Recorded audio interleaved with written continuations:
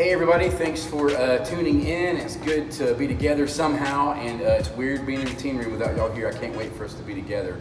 Tonight we're going to talk about, it's got a long title, David was not the only one who could kill a Philistine. So let me explain. In 1 Samuel 13 we kind of pick up with all the Israelites, and Saul is the king, and the Israelites are at war with the Philistines. Now, those are the same Philistines that they had to kick out of the promised land. It's the same Philistines that, they had Goliath that David defeated. So hence the title. So that's kind of what we're talking about. And here the Israelites, they're outnumbered 600 to 6,000, which is really crazy. And the Philistines are all armed. They're ready to fight. And the only Israelites that have a sword are King Saul and his son Jonathan. And now, in this time, they basically are stuck. There's this long valley that they're right at, and the Philistines are at the other side. It's like a 3-mile journey. And then there's this cliff they're supposed to try to potentially climb if they really want to fight them at all. So it's really kind of crazy. This place is called Michmas. And that means what is concealed, which kind of makes sense because it sounds like the Philistines are hiding, or they're able to conceal things, which really, maybe what's concealed is what God's plan was, which is where we're going to go today. So King Saul and all the other Israelites are afraid. But one day, Jonathan, his son, decides that he's had enough of all the fear and of the waiting. And so we pick up in 1 Samuel 14, verse 6. It says, he's talking to his armor bearer, which is the guy that just carries all of his stuff for him, basically, his assistant. And he looks at him and says, come on, let's go over to their outpost, and maybe the Lord will help us. Nothing can keep the Lord from saving an army, big or small. And so he looks at this guy and says, look, I'm tired of waiting. I think we probably can do something. God's probably got a plan. Let's just go. And he gets his armor bearer, and they go.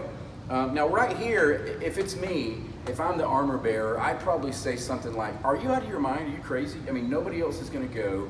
They're huge. That's a long, treacherous valley we have to go through. And you're saying, let's just go. But that's not what he says. He says actually just the opposite of that. In verse 7, the armor bearer says, do what is in your heart. You choose. I'll be right beside you, whatever you decide. So the armor bearer knew that Jonathan had God on his side. And he says, look, I'm with you because God is with you. And so they go. They traverse this crazy valley, and here's a picture of it.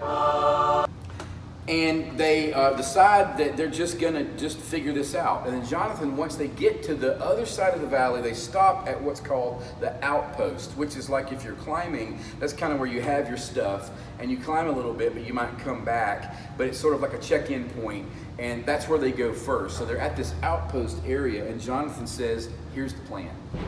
We're going to just call out and let them see us down here out in the open. And if they say, hey, why don't y'all come on up, we'll go up. Which sounds like a terrible plan. I mean, you're just like small, you're out in the open, they can do anything they want to you. But his dream, his plan, his idea is God's going to do something through this. So we're just going to step out, literally, completely out in the open and see what happens. So they do that. And what happens next is, I guess, what you'd call legendary, because they do exactly that. They stand out there, the Philistines say, hey, why don't y'all come on up here? But what they're really saying is, so we can kill you. But they climb up this cliff, and they get to the very top. And before the Philistines can even be prepared, Jonathan grabs his sword, and him and the armor bearer just start attacking him. And they kill 20 of the Philistines immediately.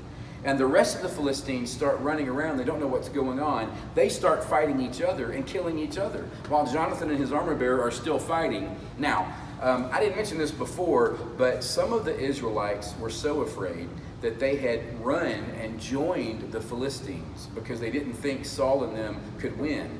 But some of them see this going on. They see this battle, and they see Jonathan doing all this stuff, and they run and tell King Saul, hey, this is what's going on. We're going to win. And then all of a sudden, more Israelites show up, and they start fighting. And eventually that day, the Israelites won.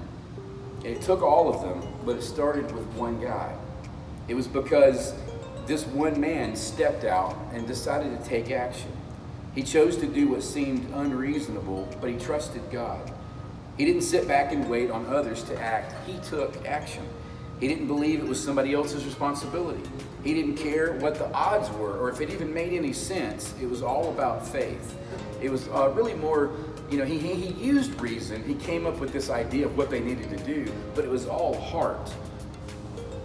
What he did seemed crazy, but following God sometimes can feel like that. So I'm going to read a few things just to let us kind of think about what this story might sort of tell us.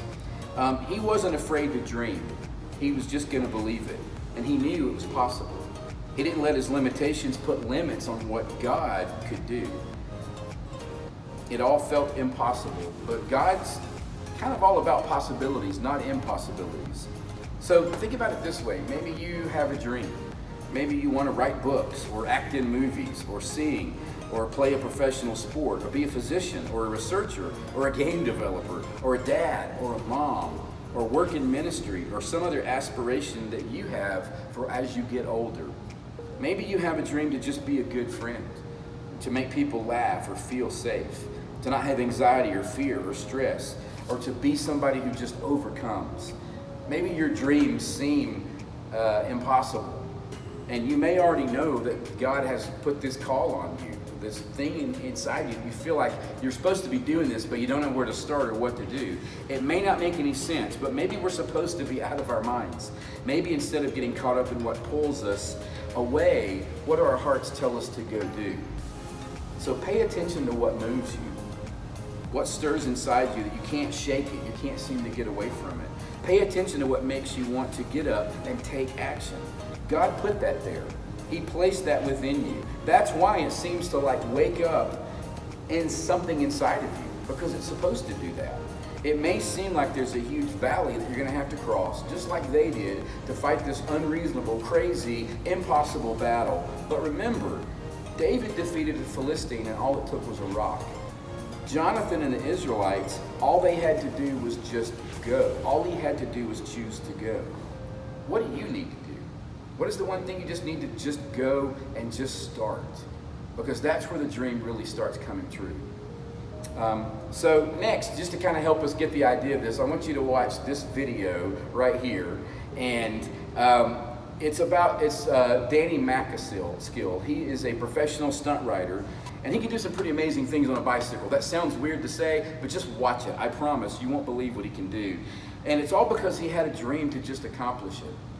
But it doesn't mean he didn't mess up. Keep watching the whole thing. You'll see what I mean. Sometimes he messes up and falls, and he has to start over and try again. That's all part of achieving the dream. I hope you enjoy it. I'll see you later.